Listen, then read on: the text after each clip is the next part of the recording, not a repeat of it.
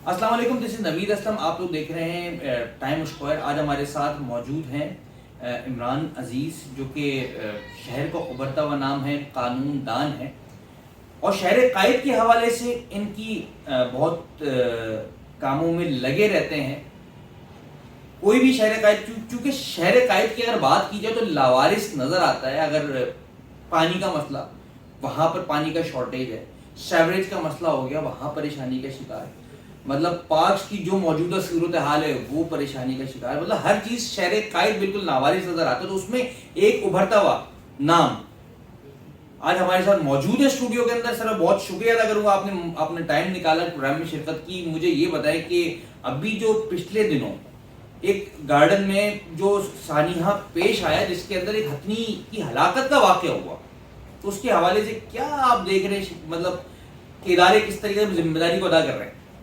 جی السلام علیکم ورحمۃ اللہ. نوید اسلم بھائی، آپ کا بہت شکریہ. ٹائم اسپائر نیوز کا شکریہ کہ آپ نے مجھے مدعو کیا. جی آپ نے زبردست نشاندہی کی. کراچی چڑیا گھر میں سب کو پتہ ہے کہ عید الفطر والے دن ایک سانحہ پیش آیا. ہمیں یہ سوشل میڈیا کے ذریعے اور نیشنل میڈیا کے ذریعے یہ پتہ چلا کہ ہتھنی نور جہاں کافی طویل عدالت کے بعد اس کی ہلاکت ہو جاتی ہے. ہمارے گھر کے بچے، آپ کے گھر کے بچے، کراچی شہر کے بچے افسردہ ہو گئے. یہاں تک کہ میرے اپنے گھر کے بچے رونے لگے کہ یہ کیا ہو گیا، ہمارے ساتھ کیا سانحہ ہو گیا. میں خود کراچی چڑیا گھر گیا، وہاں پر کافی میڈیا موجود تھا، اور جو لوگوں نے صورتحال بتائی وہ یہی سامنے آئی کہ وہاں پر انتظامیہ کی غفلت کی وجہ سے، ایڈمنسٹریٹر کراچی اس وقت کے جو تھے ڈاکٹر سیف الرحمان صاحب، ان کی غفلت کی وجہ سے چڑیا گھر میں ہتھنی نور جہاں کی ہلاکت ہوئی. تو ایز اے قانون دان، کراچی کا ذمہ دار شہری، میں نے کوشش کی اپنے طور پہ کہ ایس ایچ او تھانہ گارڈن کو ایک اپلیکیشن فائل کی کہ جتنے بھی اس کے اندر جو ذمہ داران ہیں ان کے خلاف ایف آئی آر کا اندراج کیا جائے.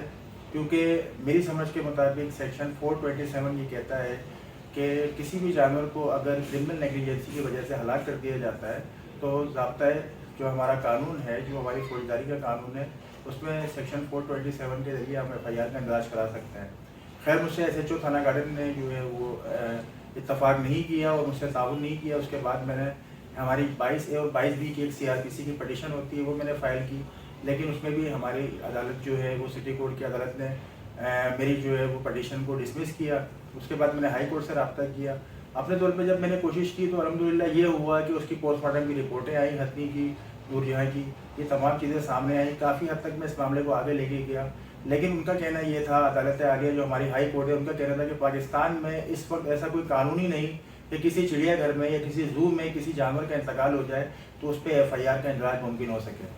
اچھا مجھے سر یہ بتائیں، آپ کے شہر قائد کے اندر نشے کی صورتحال آپ کے سامنے ہی، ہیروئن کی جو ہے وہ جگہ جگہ پہ بکھرے ہوئے ہیں، اور صبح کا منظر نامہ تو ایسا ہوتا ہے کہ مطلب کہ ان میں یکجہتی ایک نظر آ رہی ہوتی ہے. ٹھیک ہے، ویسے بھی ہر وقت ہی ہوتا ہے، لیکن صبح تو یہ بالکل ایسے حشاش بشاش نکلے ہوتے ہیں. روک تھام کا سلسلہ نظر بالکل بھی نہیں آتا. لیکن پہلے کے وقت میں اگر بات کروں تو سریے چوری ہوا کرتے تھے، چھوٹی چھوٹی چیزیں ہوا کرتی تھی. پھر اس کے بعد باقاعدہ گریلیں نکال کے چوری ہونا شروع ہو گئی. جی ہاں. پھر بات یہاں پہ بھی نہیں ٹھہری، اور بھی آگے گئی ہے. تو آپ یہ بتائیں کہ آپ نے اس کے حوالے سے کیا کیا؟ روزانہ کی بنیاد پہ ہم بھی دیکھتے ہیں، آپ بھی دیکھتے ہیں، ہر کسی کے پاس موبائل فون موجود ہے.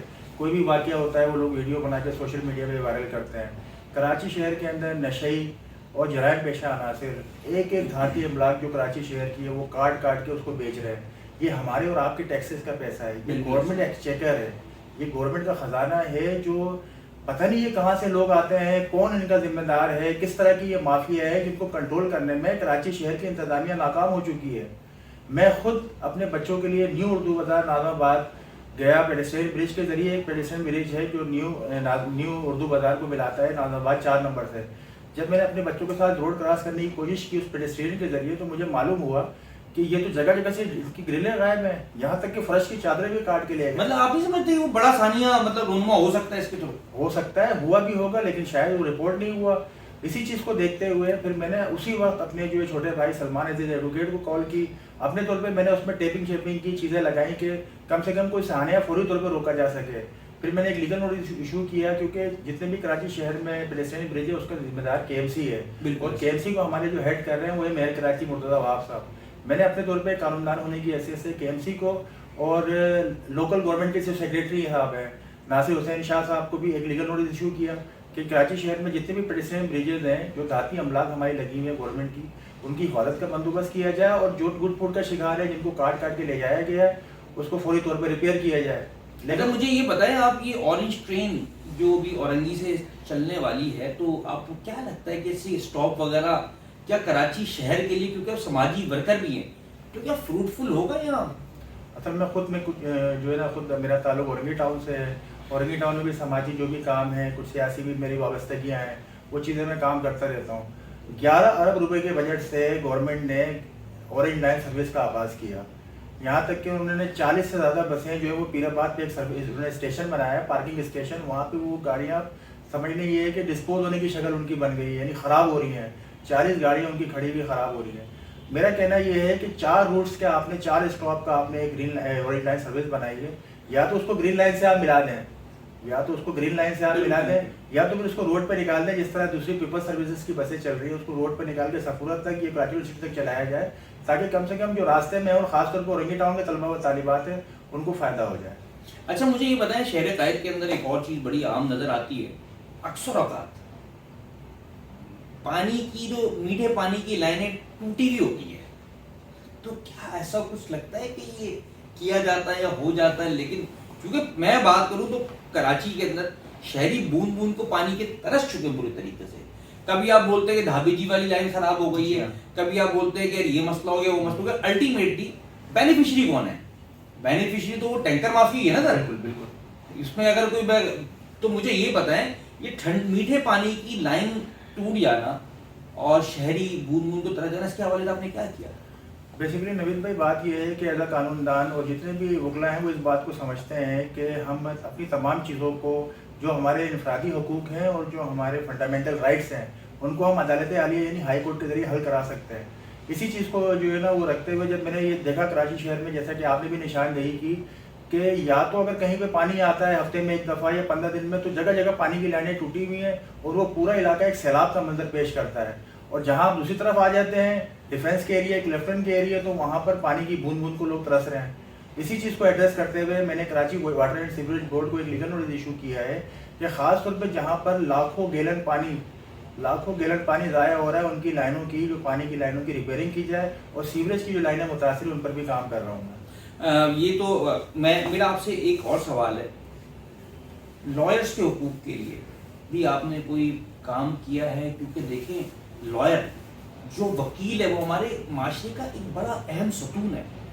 یہ وہ لوگ ہیں جو کہ لوگوں کے لیے آگے فرنٹ لائن سولجر کا کردار ادا کر رہے ہوتے ہیں. بالکل ایسے ان کے حقوق کے لیے لڑ رہے ہوتے ہیں، کسی کے ساتھ ناانصافی ہو رہی ہوتی ہے تو ایک لائر کا بہت بڑا کردار ہوتا ہے ایڈوکیٹ کا. تو آپ بتائیں کہ کس طریقے سے ان کی جو مسائل ہیں اس کو کس طریقے سے آپ سمجھتے ہیں کہ آپ نے اس کے لیے ایفرٹ کیا؟ بالکل آپ نے صحیح کہا کہ ہم جو ہے نا عام طور پر یہی پڑھتے بھی اور دیکھتے بھی رہے کہ وکیل کو جو ہے وہ کریم آف دا سوسائٹی کہا جاتا ہے.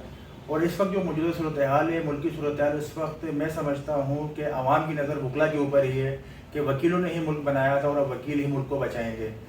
وکیل کمیونٹی میں رہتے ہوئے، وکلا کمیونٹی میں رہتے ہوئے میں یہ بھی نوٹ کرتا ہوں کہ کیونکہ وکیل بھی معاشرے کا حصہ ہے، اس کے ساتھ بھی مسائل ہوتے ہیں. تو کراچی بار ایسوسی ایشن میں بھی میں اپنا کردار ادا کر رہا ہوں. کوشش کرتا ہوں کہ اپنے طور پہ نمائندگی کے لیے اپنے آپ کو پیش کیا ہے. میں نے اس دفعہ جوائنٹ سیکریٹری کا امیدوار ہوں. پچھلے سالوں میں بھی میں کراچی بار میں عہدیدار رہا. اپنے طور پہ جو بھی وکلا کے مسائل ہیں، انفرادی مسائل ہیں، ان کے لیے کام کرتا ہوں. ان کی آواز پہ لبیک کہتا ہوں. ان کے انفرادی مسائل، عمومی مسائل جو ہوتے ہیں، اس کے لیے کام کرنے کے تگ و دو میں لگا رہتا ہوں. بہت شکریہ عمران عزیز آپ کا پروگرام میں شرکت کرنے کا. اچھا مجھے عمران عزیز تھے، یہ شہر قائد کی ابھرتی ہوئی آواز ہے. ان کی جتنے انہوں نے شہر قائد کے لیے ایفرٹ کی ہیں سب آپ لوگوں کے سامنے ہیں، اور ہمیں ایسے لوگوں کو سپورٹ کرنا چاہیے جو کہ اس شہر کے لیے ایفرٹ کر رہے ہیں، اس ملک کے لیے ایفرٹ کر رہے ہیں. کیونکہ کراچی شہر بالکل لاوارث نظر آتا ہے، تو ہمیں ایسے لوگوں کو بہت سپورٹ کرنا چاہیے. میں عمران آپ کو دوبارہ اپنے پروگرام میں شرکت کے لیے مدعو کروں گا. باقی دیگر جو معاملات ہیں، جس طریقے سے مسائل ہو رہے ہیں اور جو ابھی نیا سیٹ اپ بیٹھا ہوا اس کے اوپر بھی آپ تھوڑی سی نظر ثانی کیجیے گا. بہت شکریہ. آپ کا بھی بہت شکریہ.